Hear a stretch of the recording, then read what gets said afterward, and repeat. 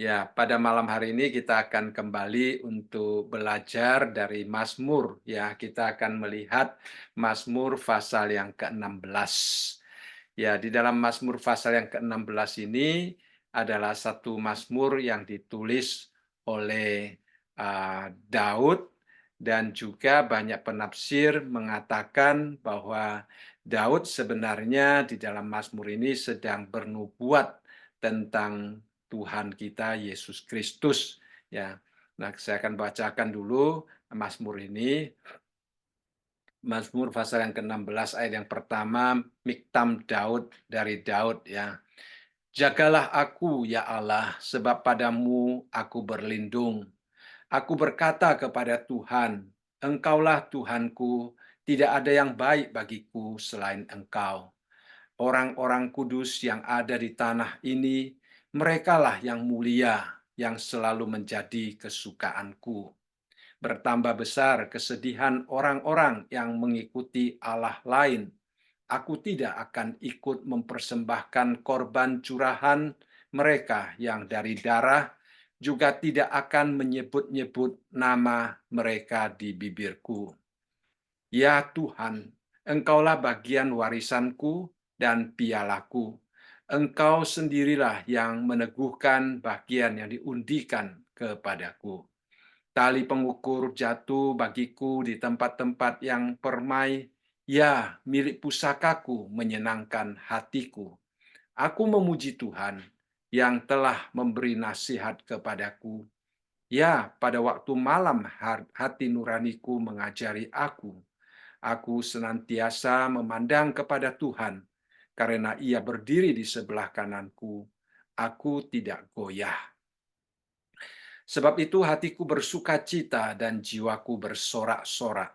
Bahkan tubuhku akan diam dengan tenteram. Sebab Engkau tidak menyerahkan aku ke dunia orang mati, dan tidak membiarkan orang kudus-Mu melihat kebinasaan. Engkau memberitahukan kepadaku jalan kehidupan. Di hadapan-Mu ada sukacita berlimpah-limpah, di tangan kanan-Mu ada nikmat senantiasa.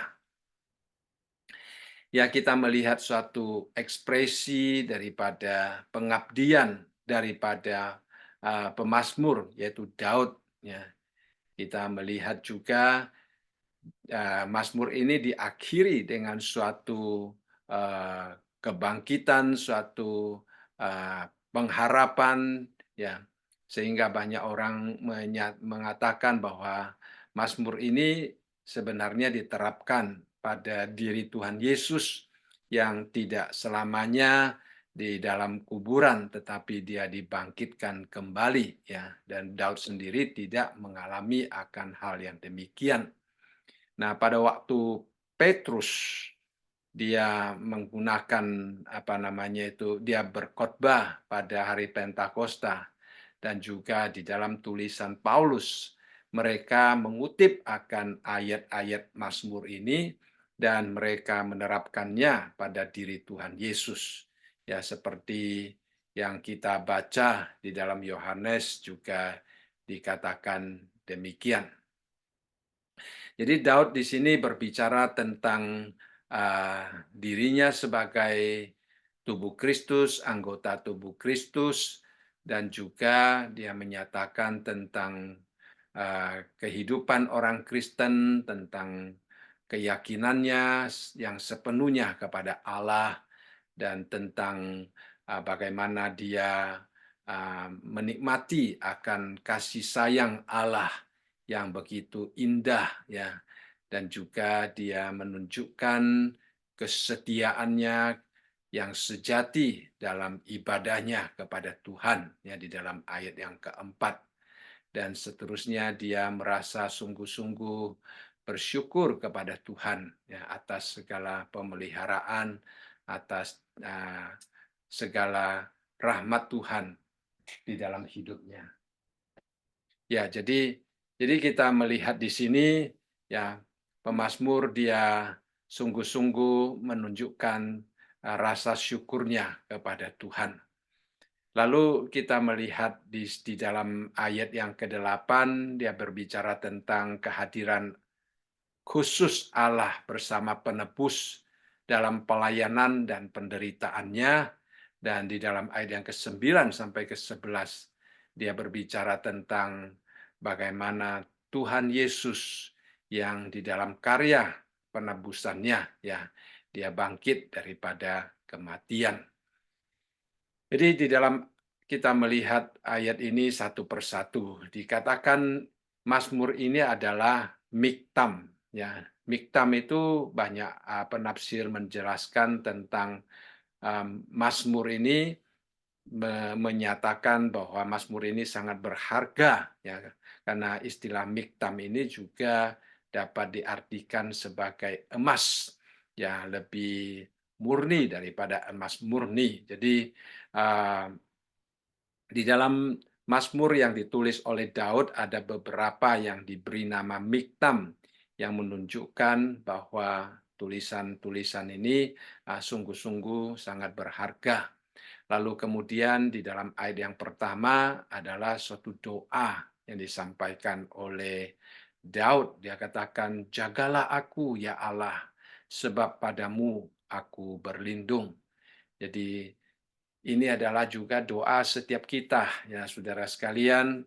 Kita perlu mendapatkan perlindungan, kita perlu mendapatkan pemeliharaan daripada Tuhan. Jadi Daud memohon Tuhan memelihara hidupnya, supaya dia terlepas daripada musuh, ya, supaya dia terlepas daripada uh, kesusahan hidup yang mencengkeram, supaya dia boleh terlepas daripada kematian.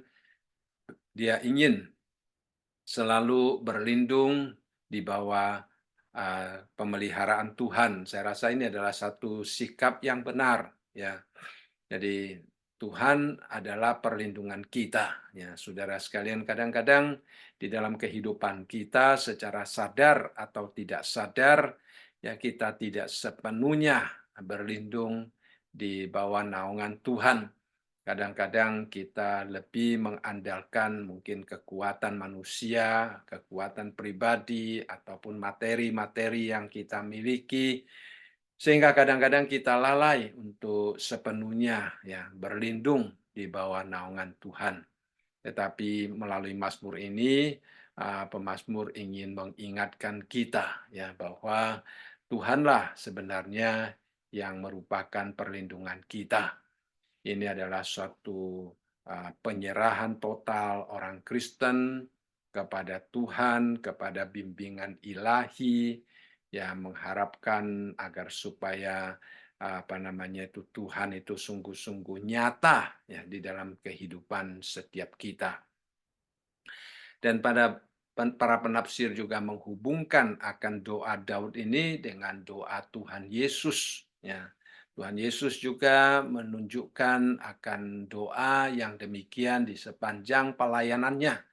Ya, Tuhan Yesus senantiasa memohon kepada Allah Bapa, ya. Nah, itu tentu di dalam keadaan dia berinkarnasi sebagai manusia, ya, di dalam bentuknya sebagai manusia, dia memohon Allah Bapa yang Maha Kuasa senantiasa menjadi perlindungannya. Dan kita melihat Allah Bapa melindungi Tuhan Yesus ya di sepanjang perjalanan hidupnya. Dari masa kanak-kanak Tuhan Yesus terlindung daripada kekejaman dan iri hati Herodes. Ya, kita tahu Herodes mencoba mencari kesempatan, berusaha untuk membunuh Tuhan Yesus. Tetapi malaikat datang memberitahukan kepada Yusuf supaya jangan kembali ke jalan yang lama dan sebagainya. Kita melihat itu semua adalah pemeliharaan Allah ya selama Tuhan Yesus masih bayi, masih kanak-kanak ya. Kemudian kita juga melihat pada waktu Tuhan Yesus berpuasa selama 40 hari ya, dia juga mendapatkan kekuatan yang khusus daripada Tuhan. Dan pada waktu dia dicobai iblis ya di padang gurun, dia boleh diberikan hikmat untuk mendapatkan kemenangan. Nah, banyak orang mengatakan di padang gurun itu mungkin juga ada banyak binatang buas atau ada binatang-binatang yang sangat menakutkan, tetapi Tuhan Yesus terhindar daripada semuanya itu. Ya, nah di dalam perjalanannya menuju ke Golgota, ke kayu salib juga Tuhan Yesus ya dijaga. Berulang kali Alkitab mengatakan orang-orang berusaha mencoba untuk membunuh Tuhan Yesus, akan tetapi karena waktunya belum tiba. Nah, saudara sekalian ya, yang dimaksudkan dengan waktunya di sini sebenarnya adalah perlindungan Allah, pengaturan Allah, ya waktunya Allah. Karena waktu Allah belum tiba, maka walaupun manusia berusaha untuk membunuh Tuhan Yesus, tetapi mereka tetap gagal. Ya, karena apa? Karena Allah memelihara dia. Nah, di dalam Yohanes pasal yang ke-17 ya kita juga melihat bagaimana Tuhan Yesus berdoa ya bukan hanya untuk dirinya sendiri tetapi juga untuk murid-muridnya ya, untuk setiap orang yang Tuhan berikan kepadanya ya, untuk semua orang yang mengikut Dia. Nah, kita melihat di dalam Yohanes pasal yang ke-17 ya ayat yang ke-11 dikatakan dan aku tidak ada lagi di dalam dunia, tetapi mereka, yaitu orang-orang yang mengikut Tuhan Yesus, masih ada di dalam dunia. Dan aku datang kepadamu, ya Bapa yang kudus, peliharalah mereka dalam namamu, yaitu namamu yang telah engkau berikan kepadaku, supaya mereka menjadi satu sama seperti kita.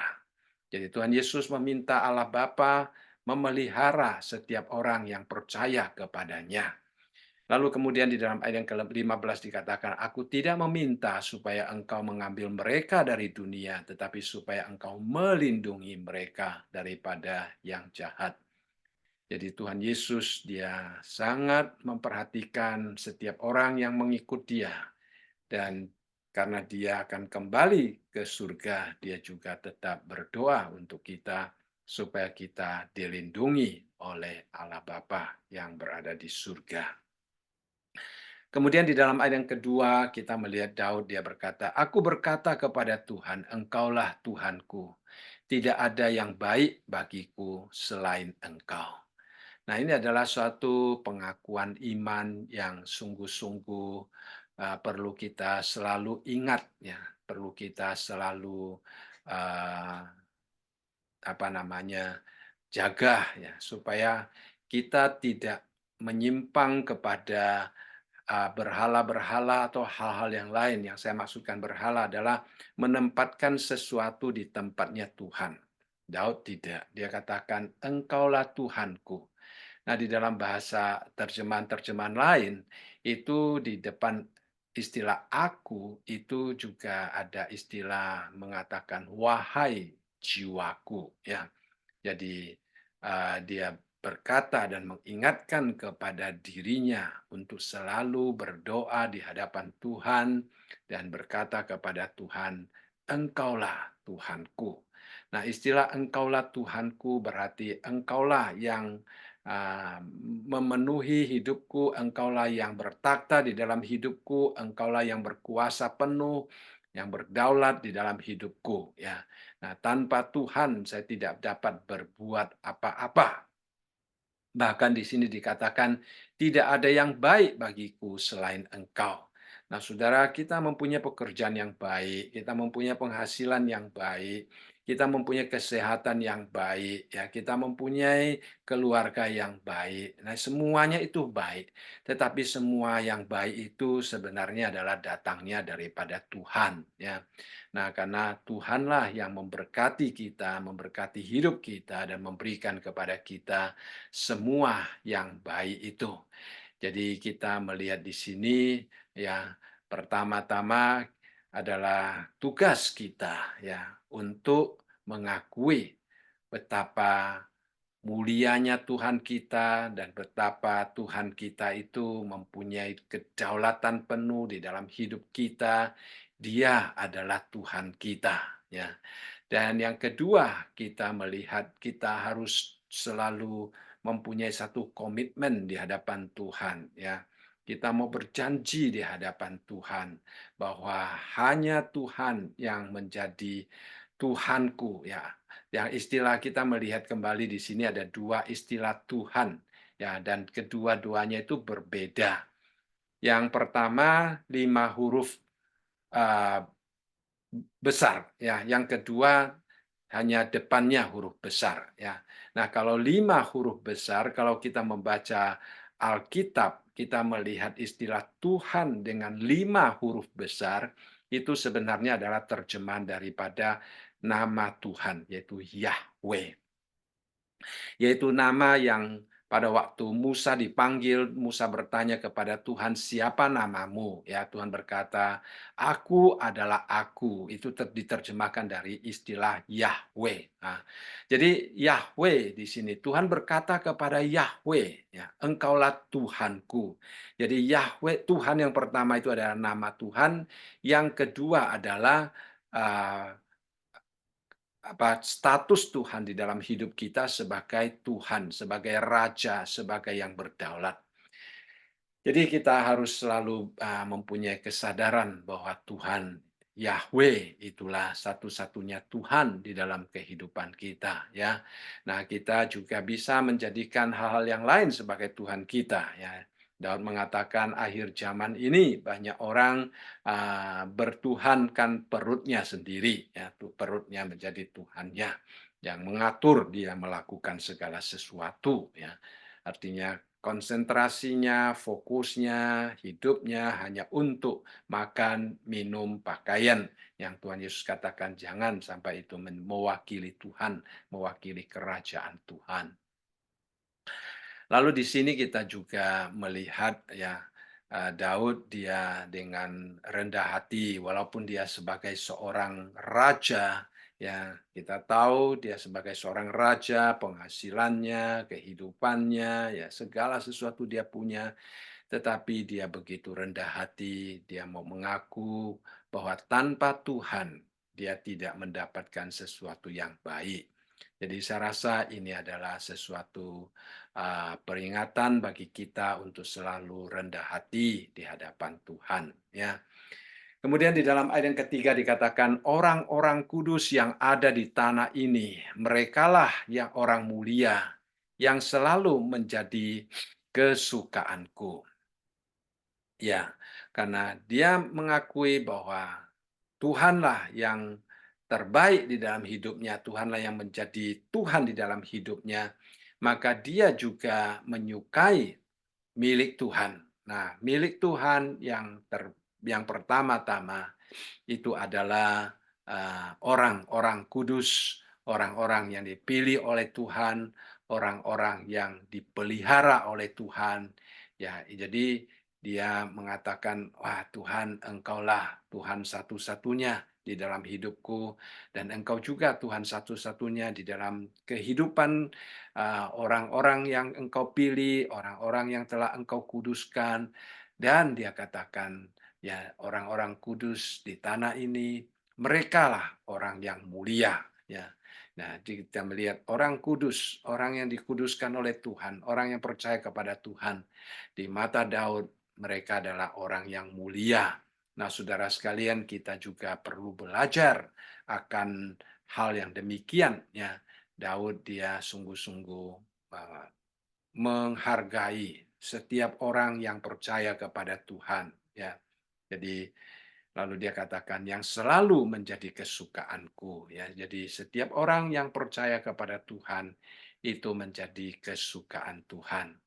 Jadi kembali kita melihat di sini Daud dia mengetahui tidak ada sesuatu yang tidak baik yang dia datangnya dari Tuhan. Semua yang baik adalah datang dari Tuhan. Sehingga dia juga mengerti bahwa kalau dia membawakan sesuatu untuk Tuhan, itu sebenarnya datangnya daripada Tuhan, ya.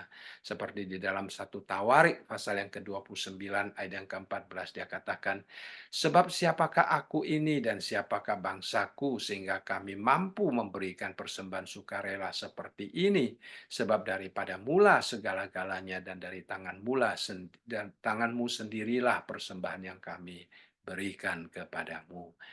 Jadi dia tahu segala sesuatu yang dia miliki adalah dari Tuhan, sehingga dia juga sadar bahwa apa yang dapat dia bawakan ke hadirat Tuhan itu semata-mata adalah pemberian daripada Tuhan.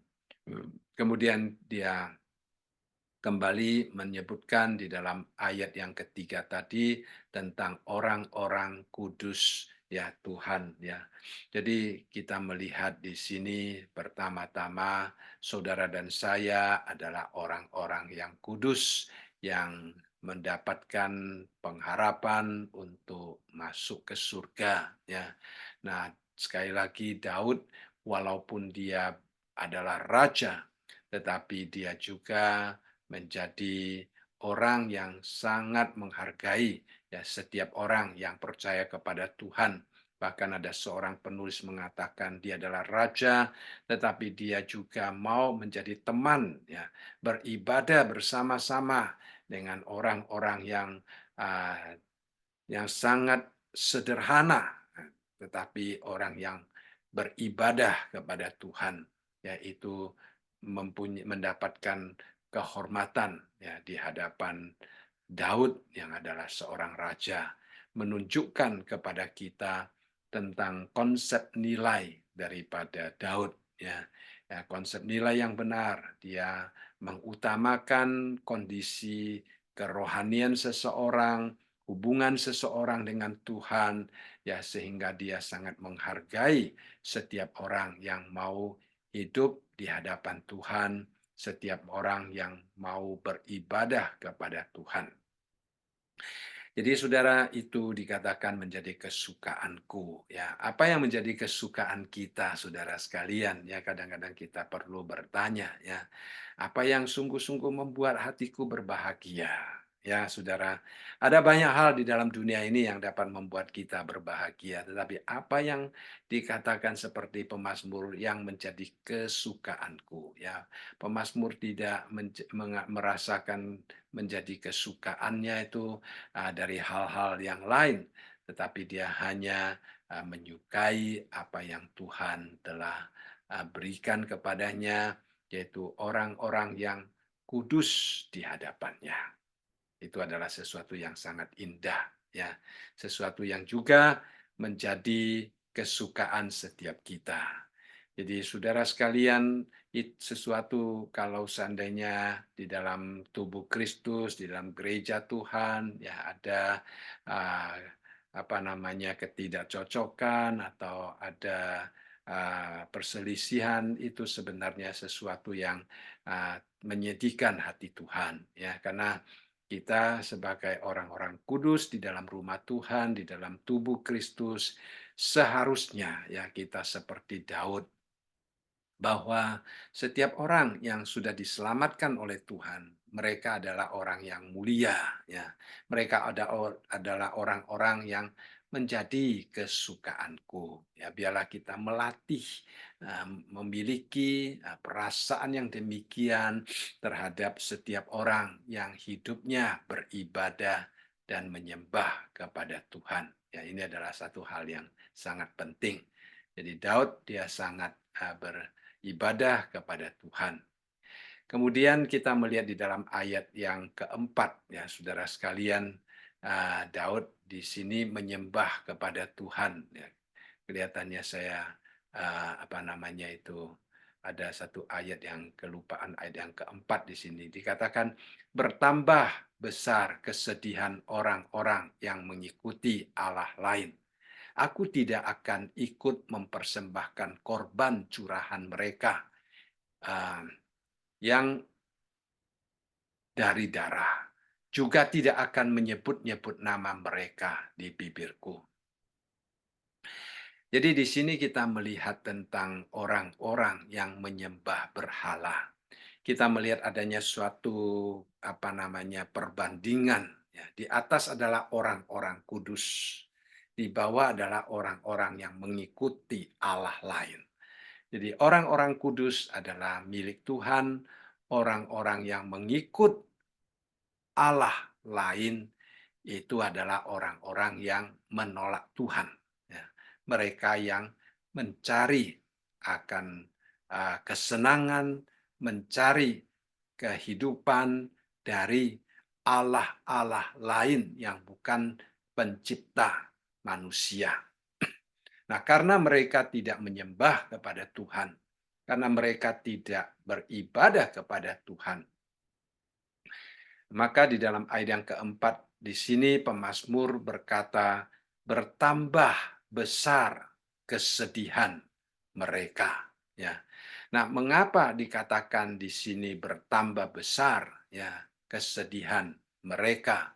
Atau ada terjemahan lain dikatakan berlipat ganda ya kesedihan mereka. Mengapa demikian? Karena pertama, ya mereka akan mendapatkan penghakiman daripada Tuhan. Ya, waktu kita membaca kitab Wahyu, ya kita melihat juga pada akhir zaman nanti orang-orang yang tidak menyembah Tuhan, akhir daripada mereka itu sangat menyedihkan.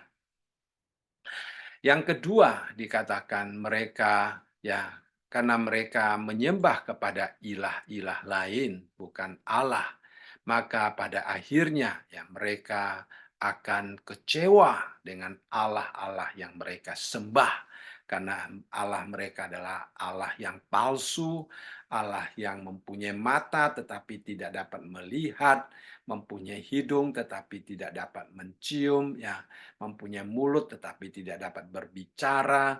Nah, itu adalah Allah-Allah yang mereka sembah yang tidak mempunyai hidup ya. Kalau Allah yang tidak mempunyai hidup, mereka tidak dapat memberikan apa-apa kepada manusia yang menyembah Dia. Ya, mereka hanya akan menyebabkan manusia hidup di dalam kesia-siaan, hidup tanpa pengharapan, hidup tanpa berkat. Ya. Jadi pada akhirnya mereka akan merasa sangat kecewa ya, dengan pilihan mereka. Itulah sebabnya di sini pemazmur mengatakan bahwa kesedihan mereka itu akan bertambah besar, ya berlipat ganda. Tetapi kalau kita yang menyembah kepada Tuhan, ya kita bersyukur karena kita adalah orang-orang yang mulia, orang-orang yang menjadi kesukaan Tuhan, dan juga orang-orang yang menjadi kesukaan daripada sesama pengikut-pengikut Kristus. Kemudian kita melihat di sini ketekatan daripada Daud, ya, dia menunjukkan tentang keputusan hidupnya, ketekatannya. Dia katakan, aku tidak akan ikut apa? Yang pertama, mempersembahkan korban curahan mereka yang dari darah. Jadi di sini dikatakan orang-orang yang menyembah kepada ilah-ilah lain, mereka juga memberikan korban persembahan, ya. Akan tetapi dikatakan di sini korban persembahan itu adalah sesuatu yang sangat najis di hadapan Allah. Kalau kita sebagai orang Kristen, Tuhan memakai darah untuk memperdamaikan kita, ya. Di dalam perjanjian lama kita melihat sejak Adam dan Hawa jatuh di dalam dosa, Allah sudah membunuh seekor domba ya supaya memakai kulitnya untuk dipakaikan sebagai pakaian bagi Adam dan Hawa. Kemudian kita melihat Tuhan menginginkan umat Israel mempersembahkan korban, ya, darah itu sebagai sebuah simbol tentang perdamaian yang akan dilengkapi di dalam diri Tuhan Yesus di atas kayu salib.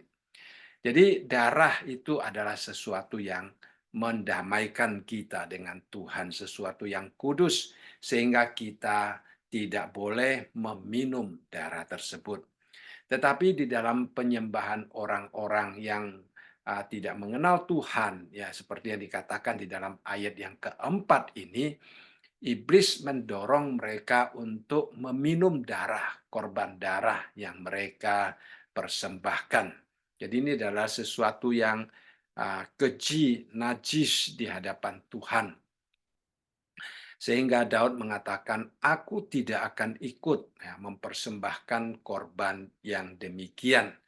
Ya, jadi ada sebagian orang mengatakan mungkin pada waktu itu ada orang-orang yang menamakan diri mengikut Tuhan, tetapi tidak terlalu jelas tentang apa namanya itu imannya sendiri, sehingga mereka juga mencampur baurkan antara korban kepada memberikan korban kepada Tuhan dan memberikan korban dengan mengikuti akan agama-agama yang tidak mengenal Tuhan ini.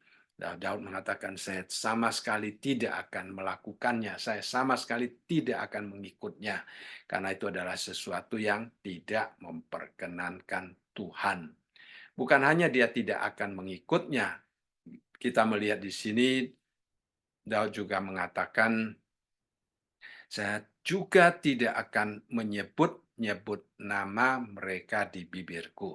Nah, kita kembali melihat suatu perbandingan antara ayat yang ketiga dan ayat yang keempat.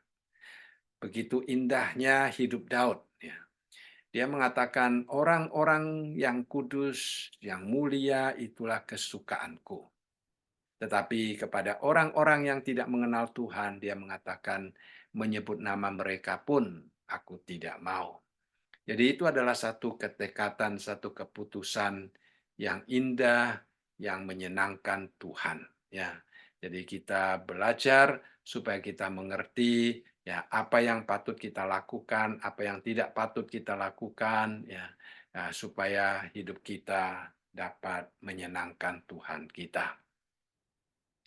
Kemudian di dalam ayat yang kelima sampai ayat yang ketujuh kita melihat ya Daud mengulangi pilihannya yang sungguh-sungguh terhadap Allah dan bagaimana hidup di dalam kebahagiaan karena berkat Allah ya.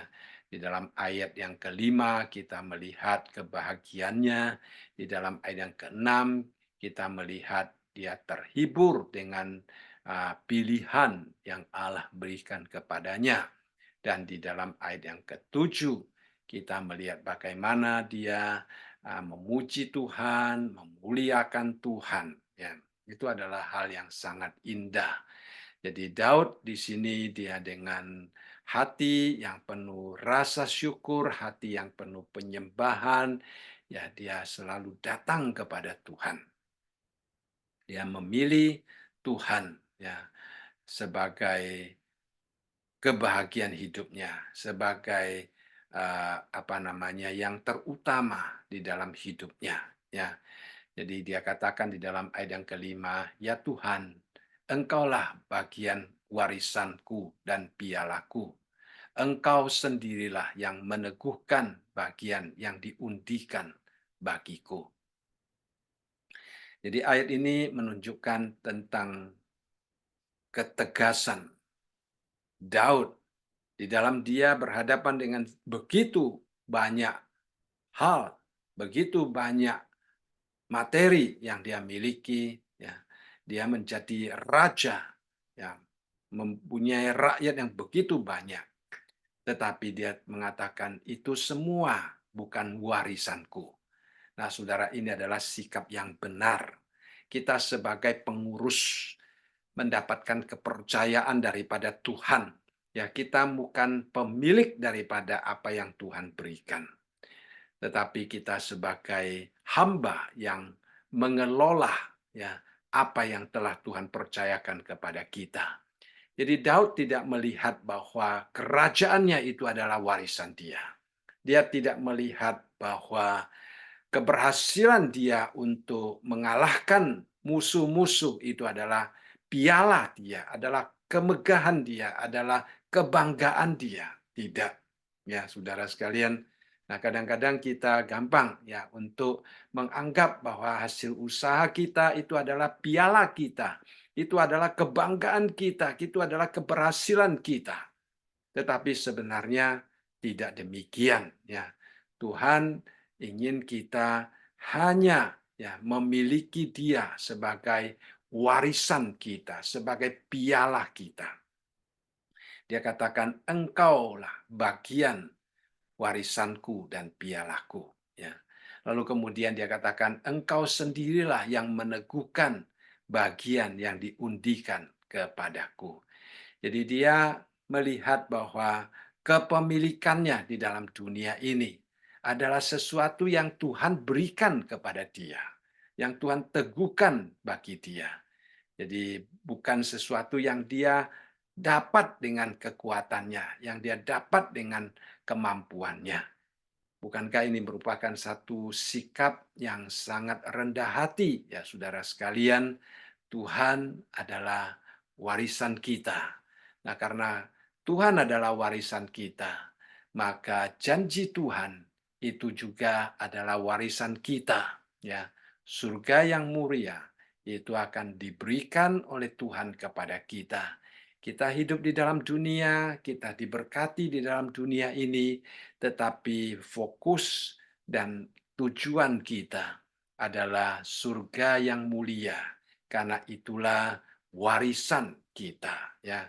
Sebagai umat Tuhan, ya, jangan sampai kita begitu terpaku dengan apa yang ada di dalam dunia ini, yang merupakan kepercayaan yang Tuhan berikan untuk kita kelola, ya.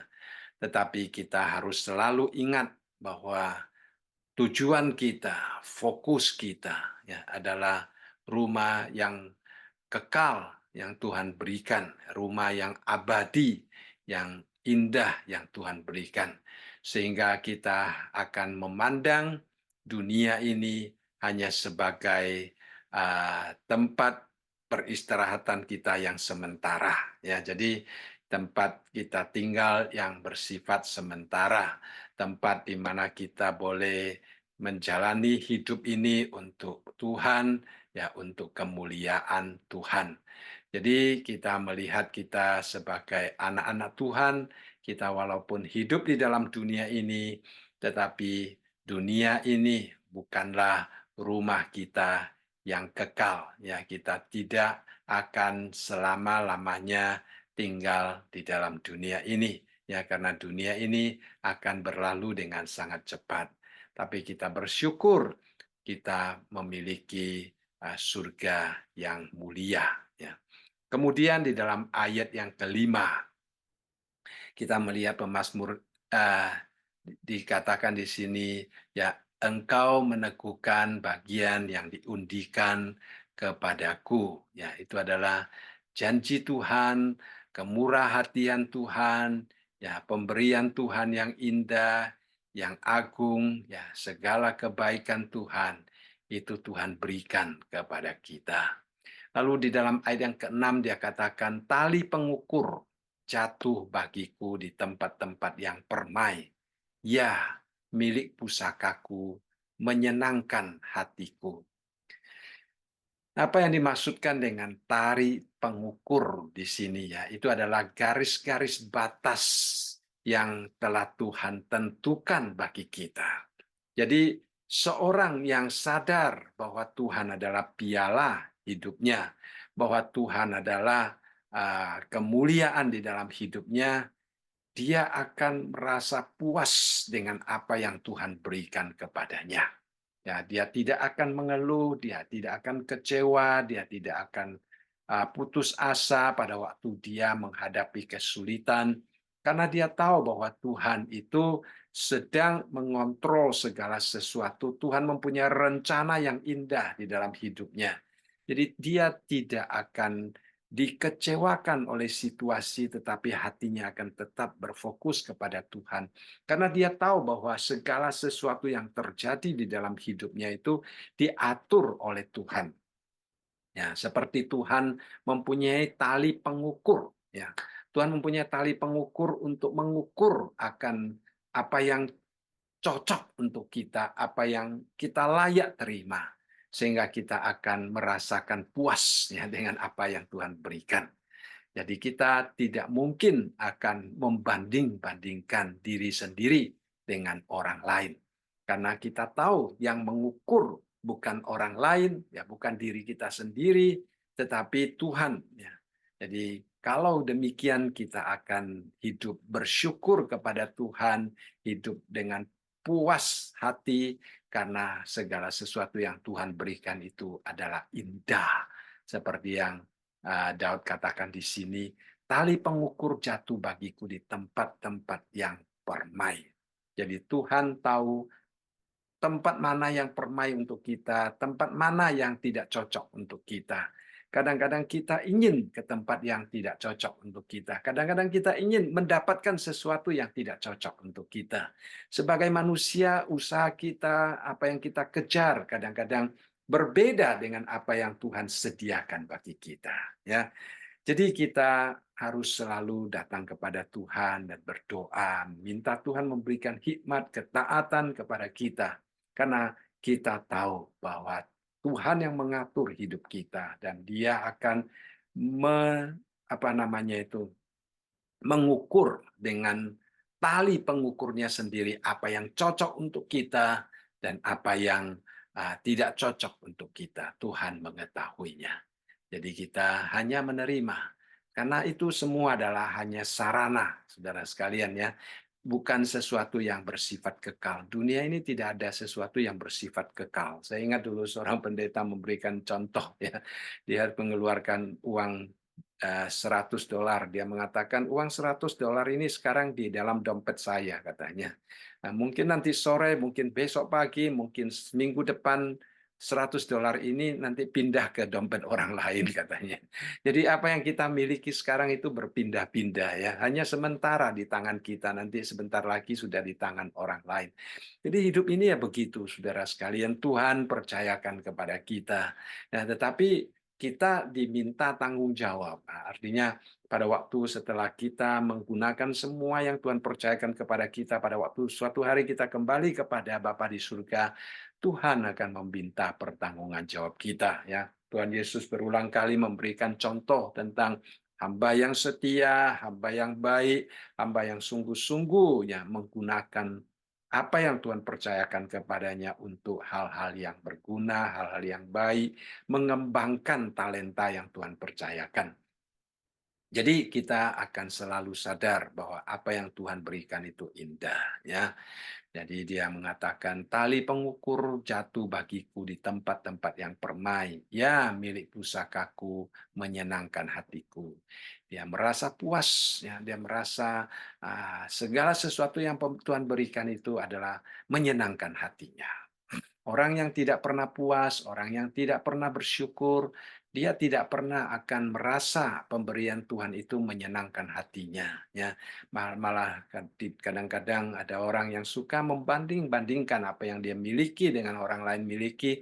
Akhirnya hidupnya penuh dengan kesusahan, hidupnya penuh dengan ketidakbahagiaan. Ya, karena tidak bersyukur untuk apa yang Tuhan berikan. Tetapi Daud tidak. Dia katakan, apa yang Tuhan berikan itu semua menyenangkan.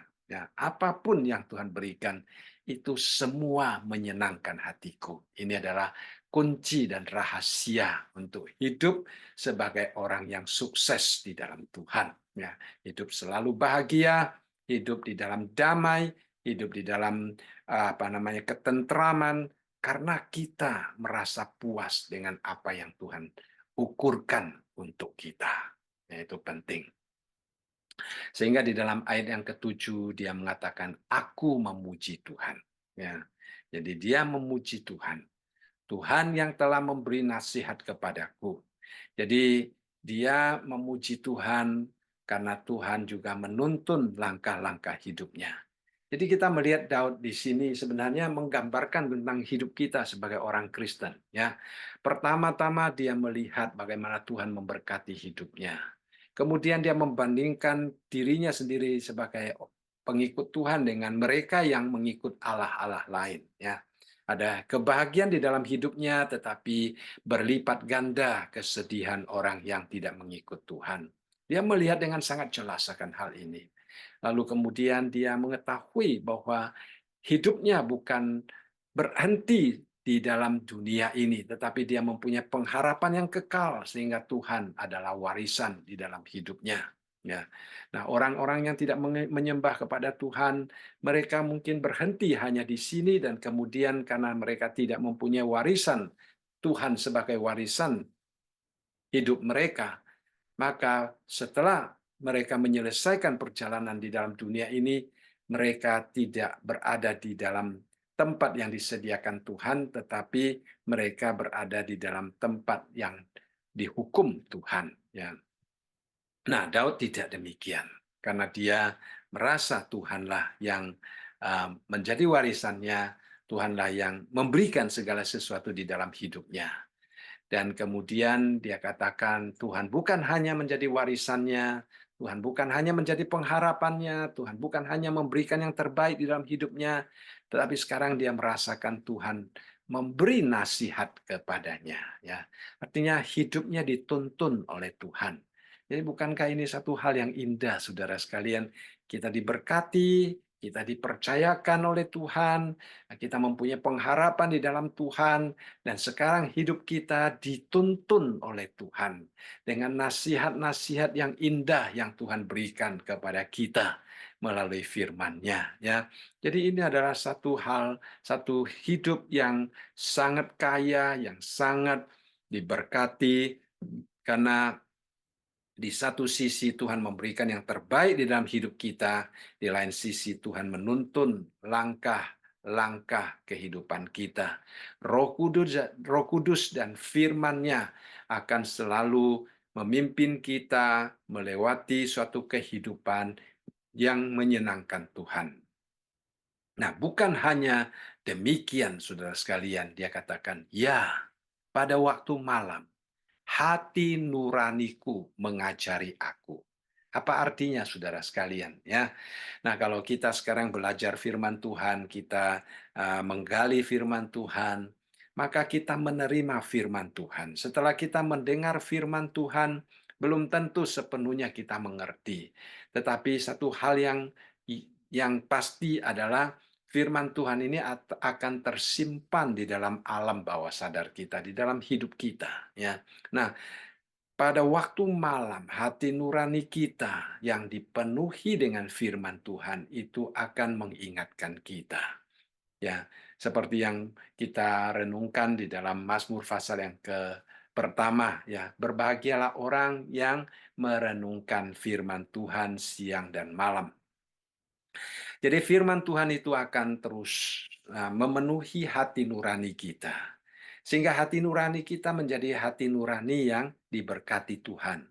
Nah, kalau hati nurani kita tidak dipenuhi dengan firman Tuhan karena kita sudah jatuh di dalam dosa, maka kita tidak mempunyai sesuatu yang mengingatkan kita, tidak mempunyai sesuatu yang menunjukkan jalan Tuhan kepada kita. Tapi karena kita adalah orang-orang yang hidup beribadah kepada Tuhan dan belajar firman Tuhan, maka firman Tuhan itu yang memenuhi hati nurani kita, sehingga Daud merasakan hati nuraninya juga ikut mengajar dia pada waktu malam. Ya, saudara, itu adalah indah, ya. Jadi kita mungkin bermimpi, tetapi mimpi-mimpi yang indah sebagai petunjuk, sebagai berkat Tuhan untuk membawa kita hidup di dalam kebahagiaan. Ya, itu adalah hal yang indah. Kemudian kita melihat di dalam ayat yang ke-8 ya sampai ayat yang ke-11, kalau kita melihat akan bagian ini, sekali lagi tadi di bagian pertama saya katakan Petrus pada waktu dia menyampaikan khotbahnya dalam hari Pentakosta yang pertama di dalam Kisah Para Rasul pasal yang kedua, di situ dia mengutip akan ayat-ayat ini, tetapi dia menerapkannya pada diri Tuhan kita Yesus Kristus. Kita melihat di sini ya adalah khotbah Petrus di dalam Kisah Para Rasul pasal yang kedua, ya. Ayat yang ke-25 sampai ayat yang ke-28, di sini dia katakan, sebab Daud berkata tentang dia. Nah, Daud berkata tentang dia adalah Mazmur yang ke-16 ini, Daud sedang berbicara tentang Tuhan Yesus. Dikatakan, aku senantiasa memandang kepada Tuhan karena ia berdiri di sebelah kananku, aku tidak goyah.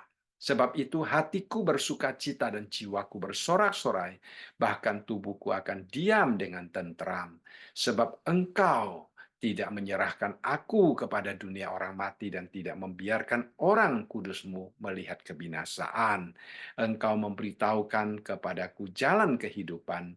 engkau akan melimpahi aku dengan sukacita di hadapanmu. Jadi kita melihat di sini kutipan-kutipan daripada Petrus akan Mazmur pasal yang ke-16.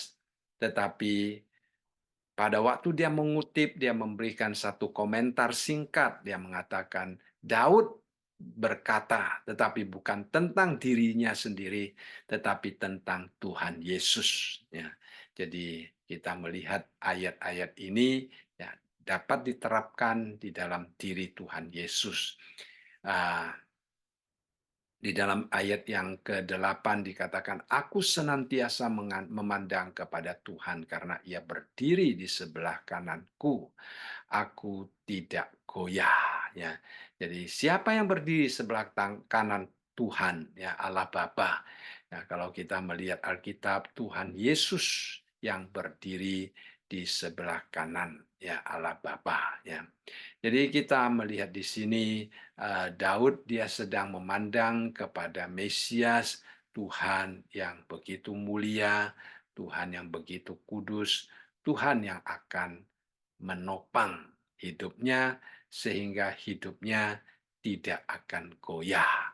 Jadi kita sebagai orang-orang Kristen ya, walaupun ada tantangan di dalam hidup kita, walaupun ada kesulitan di dalam hidup kita, walaupun hal-hal yang tidak kita inginkan bisa terjadi di dalam hidup kita, tetapi kita tidak akan goyah. Karena Tuhan yang akan menemani kita, Tuhan yang akan menjaga kita, Tuhan yang akan melindungi kita. Jadi kita tidak akan goyah, kita tidak akan tergoncang, karena hanya Tuhan satu-satunya yang menjadi perlindungan di dalam hidup kita. Nah, kita bukan hanya tidak akan goyah, tetapi di dalam ayat yang ke-9 dikatakan sebab itu. Nah, istilah sebab itu merupakan hasil daripada apa yang dia yakini di dalam ayat yang ke-8, yaitu Tuhan berdiri di sebelah kananku, melindungi, menjaga, ya, memelihara aku. Diingat di dalam ayat yang pertama, Daud berdoa, Tuhan jagalah aku karena engkau adalah tempat perlindunganku. Ya, karena Tuhan melindungi dia, maka dia tidak goyah. Nah, karena Tuhan melindungi dia, dia katakan, sebab itu hatiku bersukacita dan jiwaku bersorak-sorak. Bahkan tubuhku akan diam dengan tentram. Jadi indah sekali saudara sekalian. Ini mencakup jiwa, mencakup tubuh, mencakup hati. Ya, suatu keberadaan yang komplit, ya, seantero eksistensi kita, bersukacita, bersorak-sorak, dan hidup dengan tentram. Jadi inilah sebenarnya yang dicari oleh manusia. Manusia sebenarnya sedang mencari sukacita di dalam hidupnya. Mengapa manusia belajar dengan begitu sungguh, bekerja dengan begitu sungguh, ya, karena mereka mencari sukacita, kebahagiaan hidup. Ya, sebentar lagi tahun baru Imlek, kita melihat tahun baru Imlek nanti akan ada tulisan bahagia, ya, berkat. Ya. Nah, itu yang dicari oleh manusia. Jadi manusia selalu mencari berkat, bahkan banyak orang-orang Chinese huruf berkatnya itu ditulis secara terbalik, saudara sekalian. Artinya berkat ini hanya masuk ke rumah saya, tidak akan keluar lagi gitu. Nah, itu Imlek kita akan melihat banyak rumah orang menempel dengan huruf berkat, tetapi berkatnya disengaja diterbalikkan karena mereka percaya berkat itu hanya untuk mereka sendiri gitu. Jadi ini yang dicari oleh manusia, tetapi Daud mengatakan, aku memilikinya. Nah, dari mana dia memilikinya? Dari ibadahnya kepada Tuhan. Karena Tuhan adalah milik pusakanya. Ya, jadi sebenarnya kuncinya sangat sederhana, menyembah kepada Tuhan. Tetapi manusia yang sudah tidak mengenal Tuhan, mereka berdaya upaya mencari sana-sini, dan hidup mereka juga, walaupun memiliki banyak, tetapi tidak ada kebahagiaan yang diinginkan mereka. Tetapi kita dapat hidup dengan bersukacita, bersorak-sorai, tetapi juga diam dengan tentram. Nah, saudara sekalian, inilah yang indah ya. Kita diam dengan tentram. Hati kita memiliki damai, memiliki sukacita, tetapi juga memiliki damai. Kita dapat hidup dengan tenang, hidup dengan tentram. Nah, ini yang tidak dimiliki, bahkan tadi kita melihat Daud mengatakan orang yang menyembah kepada Allah lain bertambah kesedihan, berlipat ganda kesedihan mereka. Tapi saudara dan saya, kita bukan hanya tidak sedih, tapi kita dikatakan hati kita bersukacita, jiwa kita bersorak-sorak, dan tubuh kita akan tenang, saudara sekalian. Ya, tubuh kita akan mendapatkan damai, tentram, itu indah. Dan selanjutnya di dalam ayat yang ke-10, saudara sekalian, ya, kita melihat di sini dikatakan, sebab engkau tidak menyerahkan aku ke dunia orang mati dan tidak membiarkan orang kudusmu melihat kebinasaan. Jadi inilah keindahan daripada pengalaman pengalaman Daud di dalam hidupnya mengikut Tuhan, yang kemudian oleh Rasul Petrus diterapkan di dalam diri Tuhan Yesus, bahwa Tuhan Yesus tidak selamanya berada di dalam kuburan, ya, dia tidak selamanya berada di dalam dunia orang mati, tetapi pada hari yang ketiga dia bangkit daripada kematian. Dan kita perhatikan ya di dalam ayat yang ke-10 ini istilah orang kudusmu ya. Mengapa kita perhatikan hal ini? Dikatakan orang kudusmu, O-nya itu huruf besar, K-nya itu huruf besar ya. Nah, jadi kalau biasanya disebut orang kudus, kalau orang-orang Kristen yang disebut orang kudus tidak pernah O-nya huruf besar, K-nya huruf besar. Tapi ini orang kudus, O huruf besar, K huruf besar, itu sebenarnya menunjukkan pribadi tertentu, ya, yaitu Tuhan Yesus sendiri. Jadi itu adalah satu pengertian. Pada waktu Daud menulis itu, dia sebenarnya sedang bernubuat ya tentang Tuhan Yesus yang tidak akan binasa selamanya setelah dia dipaku di atas kayu salib, tetapi dia bangkit daripada kematian. Dan itu juga Daud ingin menerapkan di dalam hidup kita sebagai pengikut Tuhan. Ya, satu hari kita juga akan dibangkitkan bersama dengan Tuhan. Kita juga tidak akan menemukan kebinasaan karena kita adalah milik Tuhan. Jadi dari sini kita melihat ada beberapa hal yang penting. Pertama, rasa hormat daripada Daud akan kehadiran Allah di dalam hidupnya yang menjadi milik pusakanya. Kemudian dia merasakan adanya satu kepastian akan masa depannya, bahwa walaupun mungkin dia akan menghadapi kematian, tetapi Tuhan tidak menyerahkan dia ke dalam dunia orang mati. Artinya Tuhan akan memberikan satu tempat yang khusus bagi dia. Ya, seperti yang di dalam contoh yang diberikan oleh Tuhan Yesus tentang Lazarus dan orang kaya. Ya, Lazarus yang percaya kepada Tuhan, dia boleh berada di pangkuan Abraham, tetapi orang kaya yang tidak percaya kepada Tuhan, dia akhirnya berada di tempat yang sangat menyiksa, yaitu di dunia orang mati. Nah, Daud mengatakan, saya tidak akan ke tempat itu. Ya, walaupun waktu itu Daud tidak pernah mendengarkan cerita Tuhan Yesus tentang dua tempat yang berbeda bagi orang yang meninggal, yang percaya kepada Tuhan Yesus dan yang tidak percaya kepada Tuhan Yesus. Tetapi Daud sudah mempunyai konsep itu, bahwa kita yang percaya kepada Tuhan Yesus tidak berada di dunia orang mati. Ya, nah tentunya kembali itu berbicara tentang Tuhan Yesus dan juga berbicara tentang pengharapan yang Tuhan Yesus berikan kepada setiap orang yang percaya kepadanya. Dan kita melihat di sini Daud mempunyai konsep yang benar tentang kematian, tentang kebinasaan. Ya, jadi kita sebagai orang yang sungguh-sungguh percaya kepada Tuhan Yesus, kita tidak akan mengalami kebinasaan ya seperti yang dialami oleh orang-orang yang tidak percaya kepada Tuhan Yesus. Kita walaupun melewati kematian ya.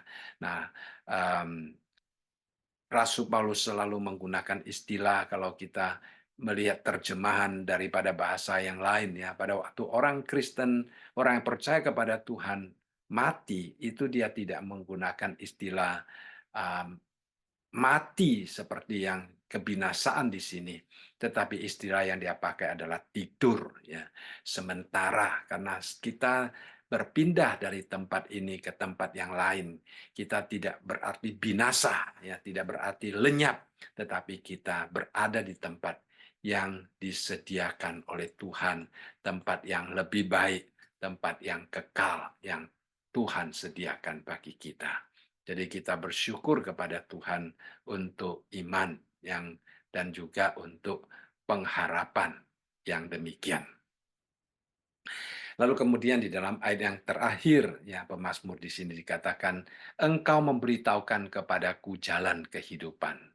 Di hadapanmu ada sukacita berlimpah-limpah, di tangan kananmu ada nikmat senantiasa.